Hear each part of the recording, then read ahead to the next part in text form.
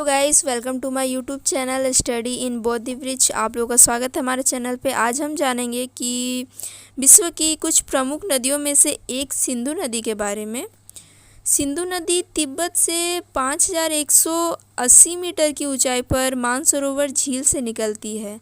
यह नदी पश्चिम उत्तर पश्चिम दिशा में करीब 320 किलोमीटर बहकर जम्मू कश्मीर के भारतीय क्षेत्रों में प्रवेश करती है, फिर पाकिस्तान होते हुए अरब सागर में गिरती है। पर्वतीय क्षेत्रों में विशाल गार्ज बनाती है तथा कैलाश पर्वत को कई बार पार करती है और लद्दाख, बल्टेस्टोन, हांजा तथा गिलगित से बहती हुई अटक के नज़दीक पहाड़ियों से बाहर निकलती है।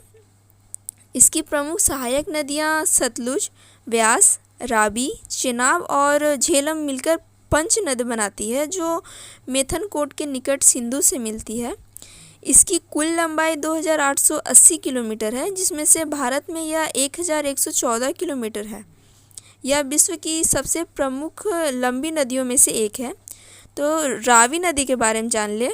रावी नदी यह एक रोहतांग दर्रे के नज़दीक से निकलती है तथा धौलाधार के उत्तरी तथा पीर पंजाब की दक्षिण ढलानों से गुजरती हुई यह बहुत ही संकरी घाटी बनाती है। अपने उद्गम स्थान से शुरू होकर पाकिस्तान में मुल्तान के निकट चेनाब नदी के साथ संगम होने तक यह 720 किलोमीटर की दूरी तय करती है। बात करें व्यास की, तो यह नदी हिमालय के रोहतांग दर्रे पर स्थित व्यास कुंड से निकलती है, जिसकी ऊंचाई 4330 मीटर है। पंजाब के होशियारपुर ज़िले में स्थित लतवाड़ा नामक स्थान पर मैदानी भाग में प्रवेश करती है। अब बात करें चेनाब की। यह नदी हिमालय प्रदेश के लाहौल से 12 लाचा दर्रे के दोनों ओर निकलती है, जहां इसको चंद्रभागा कहा जाता है, क्योंकि चंद्र तथा भागा इसकी दो सहायक नदियां हैं।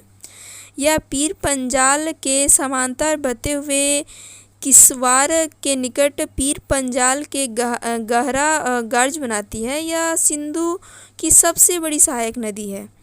अब बात है झेलम की, तो यह नदी कश्मीर घाटी के दक्षिण पूर्व में स्थित बेरीनाग के निकट झरने से निकलती है और उत्तर पश्चिम दिशा में बहती हुई वूरल झील में मिलकर बारामूला के आगे करीब 2100 मीटर की गहराई में बहती है। जम्मू के आगे बढ़ने पर पिंड, दानखन और बेहरा होती हुई झंग के नज़दीक चिनाब के साथ इसका संगम हो जाता है।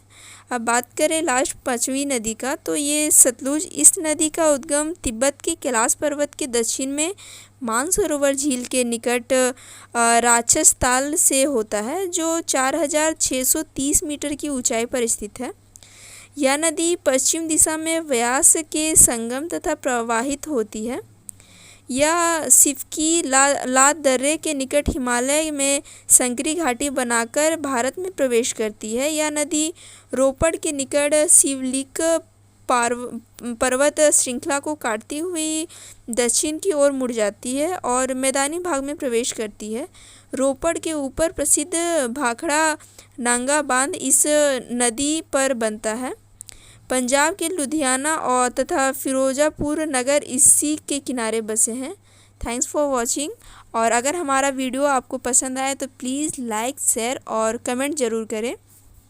बेल आइकन को दबाना ना भूलें, ताकि हमारे इसी तरह की यूज़फुल वीडियो आप जब भी अपलोड करें सबसे पहले आपको नोटिफिकेशन मिल जाए।